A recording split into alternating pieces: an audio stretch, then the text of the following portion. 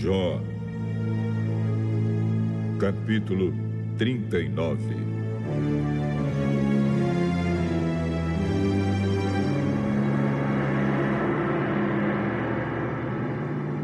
Você sabe quando nascem os cabritos selvagens ou já viam nascerem as corças?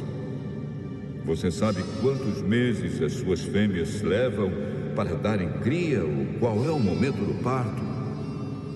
Você sabe quando elas se abaixam para dar cria, trazendo este mundo os seus filhotes? Os filhotes crescem fortes no campo, depois vão embora e não voltam mais. Quem deu a liberdade aos jumentos selvagens?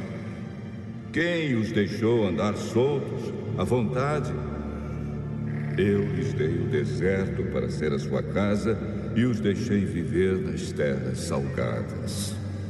Eles não querem saber do barulho das cidades, não podem ser domados, nem obrigados a levar cargas.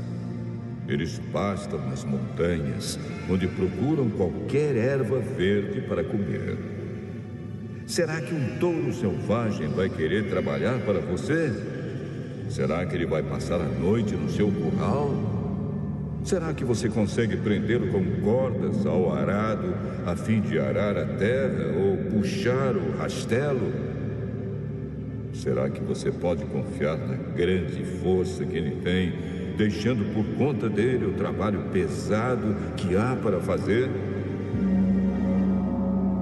Você espera que ele traga o trigo que você colher e o amontoe no terreiro? Como batem rápidas as asas da avestruz! Mas nenhuma avestruz voa como a cegonha. A avestruz põe os seus ovos no chão para que a areia quente os faça chocar. Ela nem pensa que alguém vai pisá-los ou que algum animal selvagem pode esmagá-los. Ela age como se os ovos não fossem seus e não se importa que os seus esforços fiquem perdidos. Fui eu que a fiz assim, sem juízo, e não lhe dei sabedoria. Porém, quando ela corre, corre tão depressa que zomba de qualquer cavalo e cavaleiro.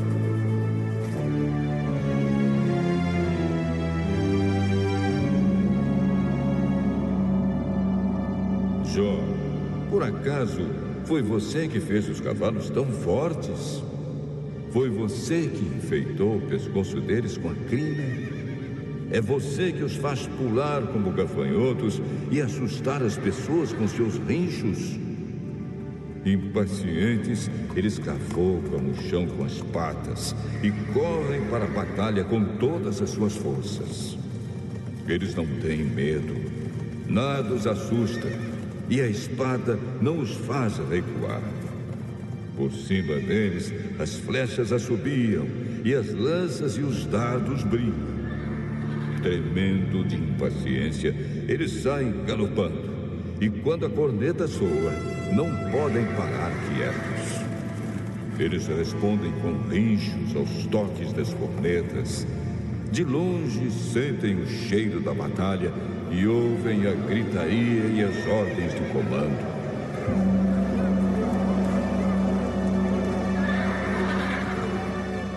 É você quem ensina o gavião a voar e abrir as asas no seu voo para o sul? Será que a águia espera que você dê ordem a fim de que ela faça o seu ninho lá no alto?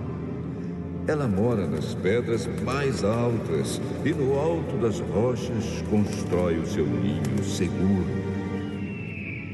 Dali enxerga o animal que ela vai atacar. Os seus olhos o avistam de longe. Onde há um animal morto, aí se ajuntam as águias e os filhotes chupam o sangue.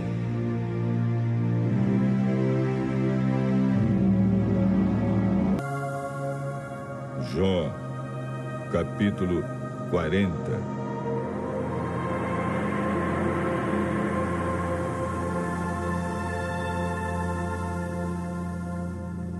Então o Senhor disse: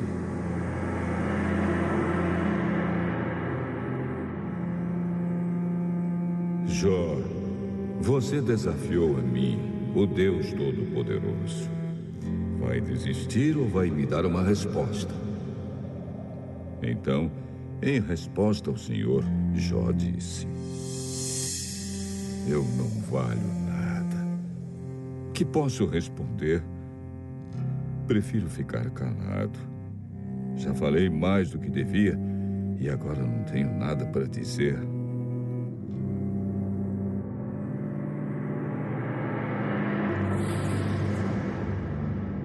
Então, no meio da tempestade, Deus respondeu a Jó: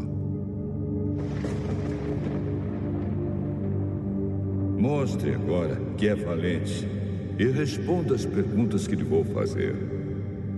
Será que você está querendo provar que sou injusto? Que eu sou culpado e você é inocente? Será que a sua força pode ser comparada com a minha? Será que você pode trovejar com voz tão forte como eu?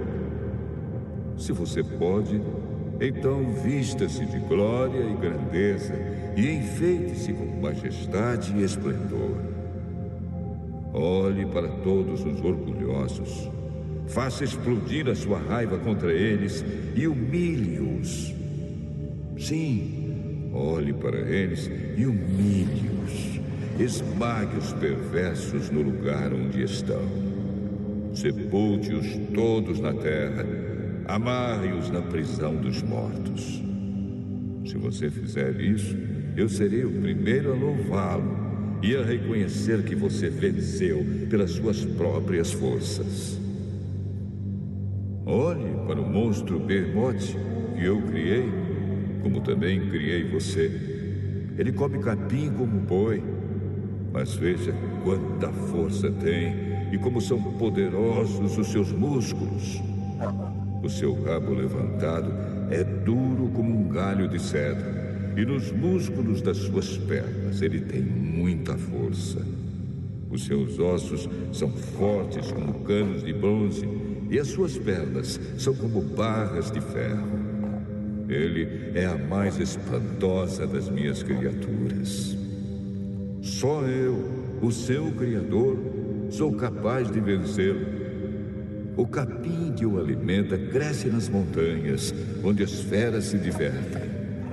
Ele se deita debaixo dos espinheiros e se esconde no brejo, entre as tábuas.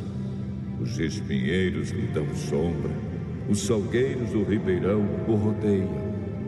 Se há uma enchente, ele não se assusta e fica tranquilo, mesmo que a água do Rio Jordão suba até o seu focinho. Quem é capaz de cegá-lo e agarrá-lo, ou de prender o seu focinho numa armadilha?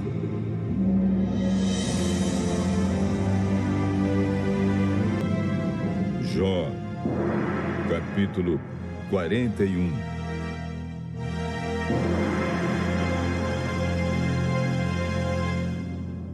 E quanto ao monstro Leviatã, será que você pode pescá-lo com um anzol ou amarrar a sua língua com uma corda? Você é capaz de passar uma corda pelo nariz dele ou furar o seu queixo com um gancho? Será que ele vai pedir que você o solte ou implorar que tenha dó dele? Será que ele vai fazer um trato com você, prometendo trabalhar para você o resto da vida? Será que você vai brincar com ele como se fosse um passarinho? Você vai amarrá-lo a fim de servir como um brinquedo para suas empregadas? Será ele vendido por um grupo de pescadores? Será que para isso o cortarão em pedaços?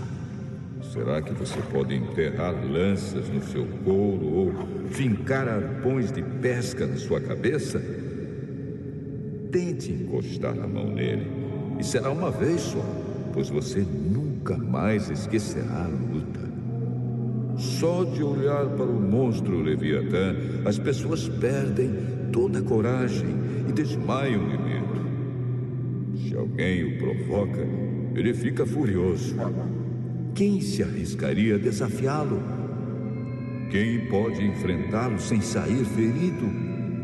Ninguém no mundo inteiro. Agora vou falar das pernas do Leviatã, do seu tamanho e da sua força sem igual.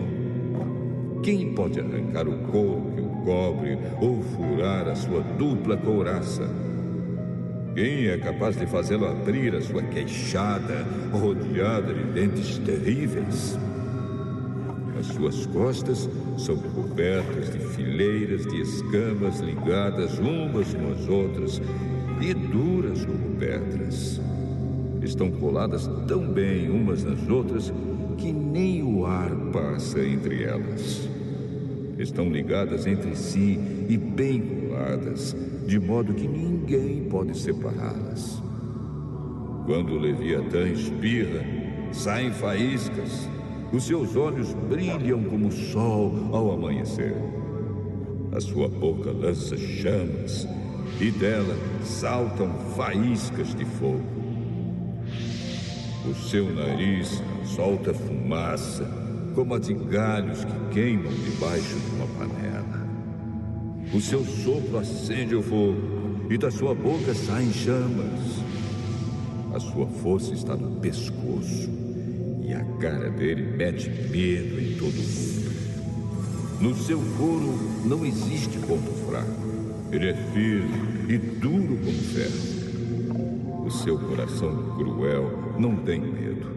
É duro como uma pedra de moinho. Quando ele se levanta, até os mais fortes ficam apavorados. O medo os impede de agir. Não há espada que consiga feri-lo, nem lança, nem flecha, nem arpão. Para ele, o ferro é como palha e o bronze como pau podre. As flechas não o fazem fugir. Jogar pedras nele é como jogar capim. Bater nele com um porrete é o mesmo que bater com uma torcida de palha. Ele zomba dos homens que lhe atiram lanças. A sua barriga é coberta de cacos pontudos que reviram a lama como se fossem uma grade de ferro. Ele agita o mar e o faz ficar como água que ferve na panela, como óleo fervendo no caldeirão. Ele vai deixando na água um rastro luminoso, como se o mar tivesse uma cabeleira branca. Não há nada neste mundo que se compare com ele, pois foi feito para não ter medo. O Leviatã olha para tudo com desprezo, e entre todas as feras orgulhosas, ele é rei.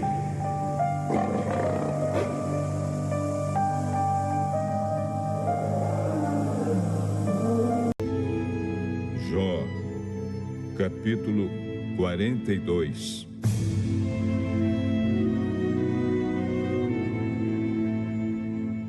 Então, em resposta ao Senhor, Jó disse: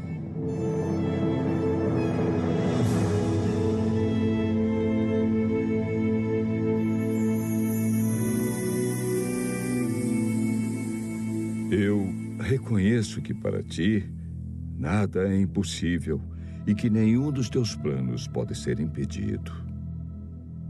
Tu me perguntaste como me atrevi a pôr em dúvida a tua sabedoria, visto que sou tão ignorante. É que falei de coisas que eu não compreendia, coisas que eram maravilhosas demais para mim e que eu não podia entender. Tu me mandaste escutar o que estavas dizendo e responder às tuas perguntas. Antes, eu te conhecia só por ouvir falar, mas agora eu te vejo com os meus próprios olhos. Por isso estou envergonhado de tudo que disse e me arrependo, sentado aqui no chão, num monte de cinzas.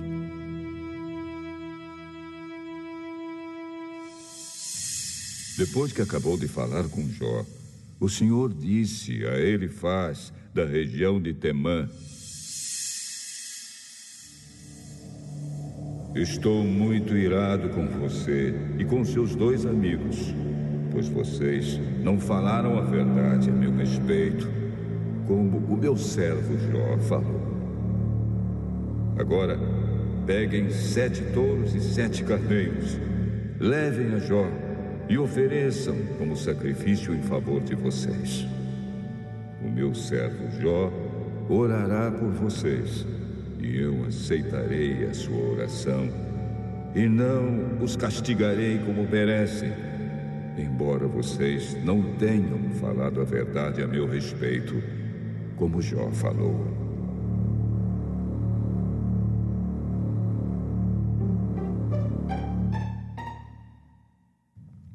Então ele faz, que era da região de Temã, Bildade, que era da região de Sua, e Zofar, que era da região de Naamá, foram e fizeram o que o Senhor havia mandado. E ele aceitou a oração de Jó. Depois que Jó acabou de orar pelos seus 3 amigos, o Senhor fez com que ele ficasse rico de novo. Ele deu em dobro tudo o que tinha tido antes. Todos os seus irmãos e irmãs e todos os seus amigos foram visitá-lo e tomaram parte num banquete na casa dele. Falaram de como estavam tristes pelo que lhe havia acontecido e o consolaram por todas as desgraças que o Senhor havia feito cair sobre ele. E cada um lhe deu dinheiro e um anel de ouro.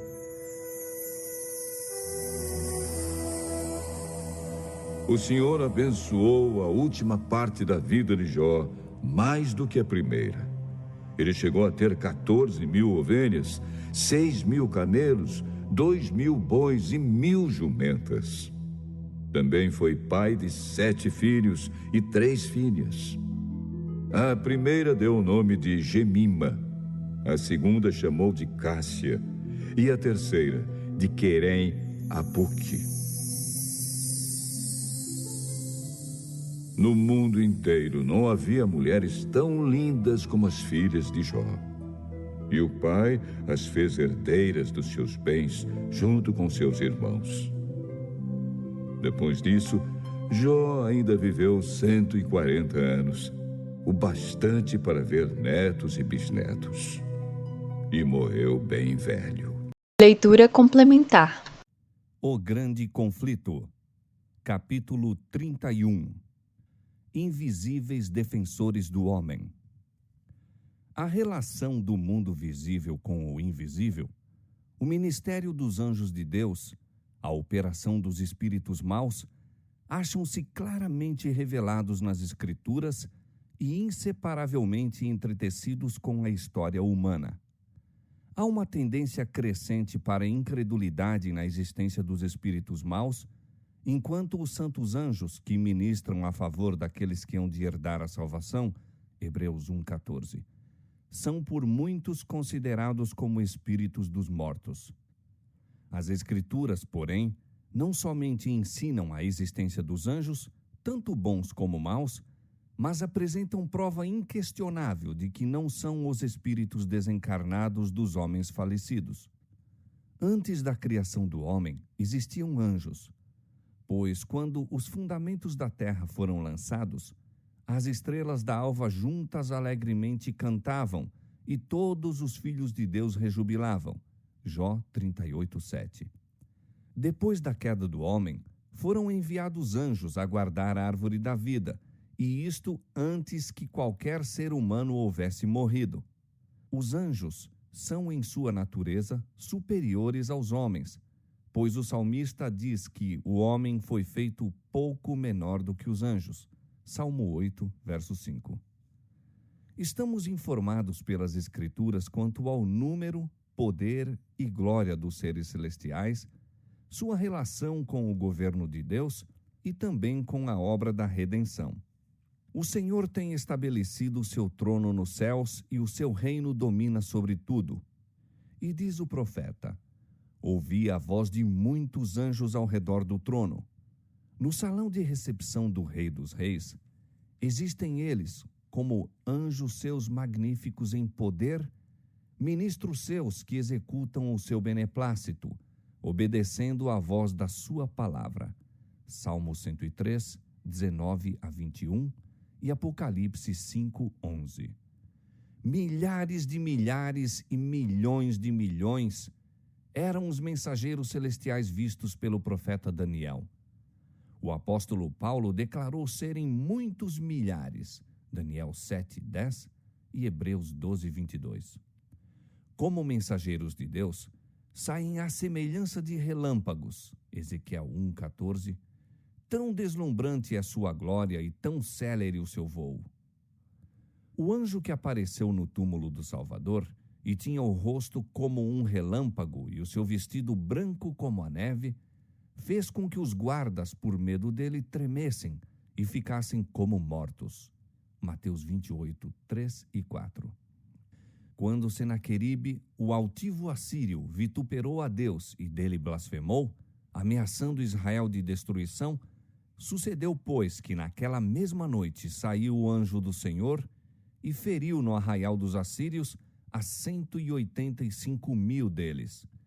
Ali foram destruídos todos os valentes e os príncipes e os chefes no exército de Senaqueribe. E este tornou com vergonha de rosto à sua terra. Segundo Reis 19:35 e segundo Crônicas 32:21. Os anjos são enviados em missões de misericórdia aos filhos de Deus. A Abraão, com promessas de bênçãos, às portas de Sodoma, para livrar o justo Ló da condenação do fogo. A Elias, quando se achava a ponto de perecer de cansaço e fome no deserto. A Eliseu, com carros e cavalos de fogo, cercando a pequena cidade em que estava encerrado por seus adversários.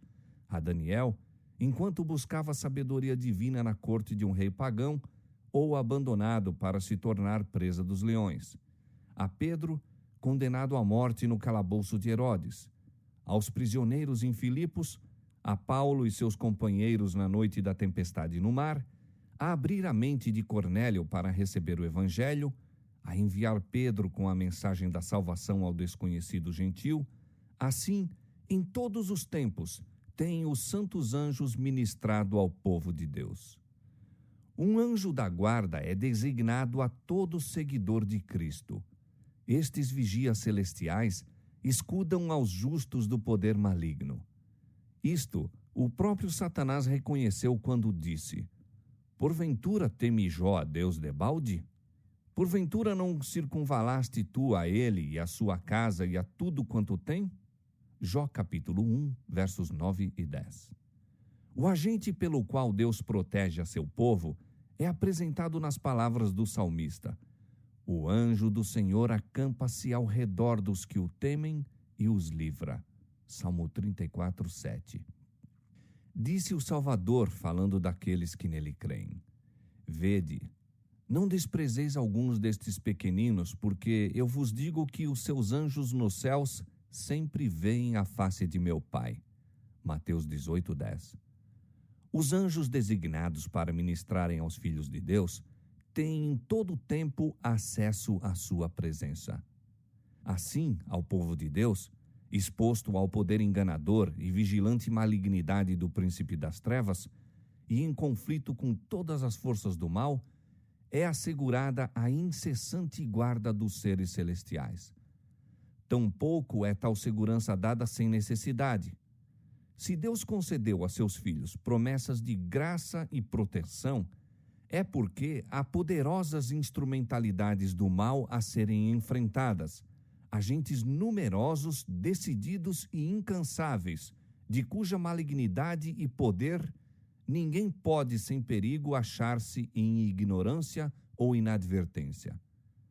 Os espíritos maus, criados a princípio sem pecado, eram iguais em sua natureza, poder e glória aos seres santos que ora são os mensageiros de Deus. Mas, caídos pelo pecado, acham-se coligados para a desonra de Deus e destruição dos homens. Unidos com Satanás em sua rebelião e com ele expulsos do céu, têm, através de todas as eras que se sucederam, cooperado com ele em sua luta contra a autoridade divina. somos informados, nas Escrituras, acerca de sua união e governo, suas várias ordens, inteligência e astúcia, e de seus malévolos intuitos contra a paz e felicidade dos homens. A história do Velho Testamento apresenta referências ocasionais à sua existência e operação. Foi, porém, durante o tempo em que Cristo esteve sobre a terra, que da mais notável maneira os espíritos maus manifestaram seu poder. Cristo viera para executar o plano ideado para a redenção do homem e Satanás decidiu-se a fazer valer o seu direito de governar o mundo. Fora bem-sucedido ao estabelecer a idolatria em toda a parte do globo, exceto na terra da Palestina. A única terra que não havia cedido completamente ao domínio do tentador, viera Cristo para derramar sobre o povo a luz do céu. Ali, dois poderes rivais pretendiam a supremacia.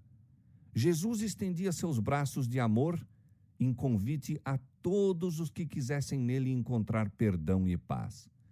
As hostes das trevas viram que não possuíam domínio ilimitado e compreenderam que, se a missão de Cristo fosse bem-sucedida, seu governo estaria prestes a terminar. Satanás enfurecia-se como um leão acorrentado e, em desafio, exibia seu poder tanto sobre o corpo como sobre a alma dos homens. Que os homens tenham sido possuídos de demônios está claramente referido no Novo Testamento. As pessoas desta maneira afligidas não sofriam meramente de moléstias provenientes de causas naturais. Cristo tinha perfeito conhecimento daquilo com que estava a tratar e reconheceu a presença direta e a operação dos espíritos maus. Notável exemplo do número deles, de seu poder e malignidade, e também do poder e misericórdia de Cristo, é dado no relato bíblico da cura dos endemoniados de Gadara. Aqueles infelizes lunáticos, zombando de toda restrição, agitando-se, espumando, encolerizando-se, estavam a encher os ares de seus gritos, fazendo violência a si próprios e pondo em perigo todos os que deles se aproximassem. Seu desfigurado corpo a sangrar, a mente transtornada, apresentavam um espetáculo que comprazia ao príncipe das trevas. Um dos demônios, que dirigia os padecentes, declarou: Legião é o meu nome, porque somos muitos. Marcos 5, 9. No exército romano, a legião compunha-se de 3 a 5 mil homens. As hostes de Satanás são também arregimentadas em companhias, e a simples companhia a que pertenciam esses demônios contava não menos que uma legião. Ao mando de Jesus, os anjos maus afastaram-se de suas vítimas, deixando-as calmamente sentadas aos pés do Salvador, submissas, inteligentes e dóceis. Mas aos demônios foi permitido varrer para o mar um rebanho de porcos, e para os habitantes de Gadara, a perda disto sobrepujou as bênçãos que Cristo conferira, e pediram eles ao médico divino que se retirasse. Este é o resultado que Satanás intentava obter. Lançando sobre Jesus a culpa de seu prejuízo, suscitou os temores egoístas do povo, impedindo-o de escutar suas palavras. Satanás acusa constantemente os cristãos como causa de prejuízo, desgraça e sofrimento, em vez de consentir que a censura recaia onde compete, sobre si mesmo e seus anjos. Os propósitos de Cristo não foram, porém, subvertidos. Permitiu que os espíritos maus destruíssem a manada de porcos, como reprovação àqueles judeus que, por amor do ganho, estavam a criar animais tão imundos. Não houvesse Cristo restringido os demônios, e teriam arrastado para o mar não somente os porcos, mas também seus guardadores e possuidores. A preservação dos que os guardavam, bem como dos seus donos, foi unicamente devida a seu poder, misericordiosamente exercido para o livramento deles. Demais, foi permitido que esse acontecimento ocorresse, a fim de que os discípulos pudessem testemunhar o poder cruel de Satanás, tanto sobre o homem como sobre os animais. O Salvador desejava que seus seguidores conhecessem o adversário que tinham de enfrentar para que não fossem enganados e vencidos por seus ardis. Era também sua vontade que o povo naquela região contemplasse seu poder de quebrar o cativeiro de Satanás e libertar seus cativos. E ainda que o próprio Jesus se retirasse, os homens tão maravilhosamente libertos ficaram para declarar a misericórdia de seu benfeitor. Outros exemplos de natureza semelhante se acham registrados nas Escrituras. A filha da mulher Cirofenícia era atrozmente atormentada por um demônio, ao qual Jesus expulsou por sua palavra. Marcos 7, 26 a 30. Um endemoniado cego e mudo, Mateus 12, 22. Um moço que tinha um espírito mudo que muitas vezes o lançava no fogo e na água para o destruir, Marcos 9, 17 a 27. O lunático que, atormentado pelo espírito de um demônio imundo, perturbava a calma do sábado na sinagoga de Cafarnaum, Lucas 4, 33 a 36, todos estes foram curados pelo compassivo Salvador. Em quase todos os casos, Cristo se dirigiu ao demônio como a uma entidade inteligente, ordenando-lhe sair de sua vítima e não mais atormentá-la. Contemplando os adoradores em Cafarnaum o seu grande poder, veio espanto sobre todos, e falavam entre si uns e outros, dizendo: Que palavra é esta, que até aos espíritos imundos manda com autoridade e poder e eles saem? Lucas 4:36. Aqueles possessos são em geral representados como estando em condição de grande sofrimento. Contudo, havia exceções a esta regra. Para o fim de obter poder sobrenatural, alguns recebiam alegremente a influência satânica. Estes, é claro, não tinham conflito algum com os demônios. Desta classe eram os que possuíam o espírito de adivinhação, Simão, o mago, o feiticeiro Elimas e a donzela que acompanhou a Paulo e Silas em Filipos. Ninguém se acha em maior perigo da influência dos espíritos maus do que aqueles que, apesar dos testemunhos diretos e amplos das Escrituras, negam a existência e operação do diabo e seus anjos. Enquanto estivermos em ignorância no que respeita a seus ardis, têm eles vantagem quase inconcebível. Muitos dão atenção às suas sugestões, supondo, entretanto, estar seguindo os ditames de sua própria sabedoria. É por isto que, aproximando-nos do final do tempo, quando Satanás deverá trabalhar com o máximo poder para enganar e destruir, espalha ele por toda parte a crença de que não existe. É sua política ocultar-se a si mesmo e agir às escondidas. Nada há que o grande enganador mais receie que o familiarizarmos-nos com seus ardis. Para melhor encobrir seu caráter e propósitos reais, faz-se representar de tal maneira a não excitar maior emoção do que ridículo e desdém. Ele se compraz muito em ser descrito como um objeto burlesco, repugnante, agoureiro, meio animal e meio homem. Agrada-se de ouvir seu nome empregado na brincadeira e na zombaria pelos que se julgam inteligentes e instruídos. É porque se mascarou com consumada habilidade que tão amplamente se faz a pergunta: existe realmente tal ser? Evidencia-se o seu êxito na geral aceitação que obtém no mundo religioso teorias que negam os testemunhos mais positivos das Escrituras.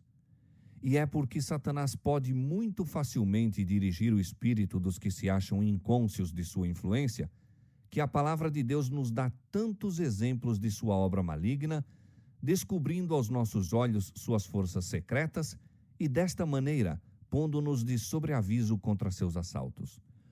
O poder e malignidade de Satanás e sua hoste deveriam com razão alarmar-nos, não fosse o caso de podermos encontrar refúgio e livramento no superior poder de nosso Redentor. Pomos cuidadosamente em segurança as nossas casas por meio de ferrolhos e fechaduras, a fim de proteger contra homens maus nossa propriedade e vida. Mas raras vezes pensamos nos anjos maus, que constantemente estão a procurar acesso a nós e contra cujos ataques não temos em nossa própria força método algum de defesa. Se lhes permitirmos, podem transformar-nos o entendimento, perturbar e atormentar-nos o corpo, destruir nossas propriedades e vida. Seu único deleite está na miséria e ruína. Terrível é a condição dos que resistem às reivindicações divinas, cedendo às tentações de Satanás, até que Deus os abandone ao governo dos espíritos maus. Mas os que seguem a Cristo estão sempre seguros sob sua proteção. Anjos magníficos em poder são enviados do céu para protegê-los. O maligno não pode romper a guarda que Deus pôs em redor de seu povo.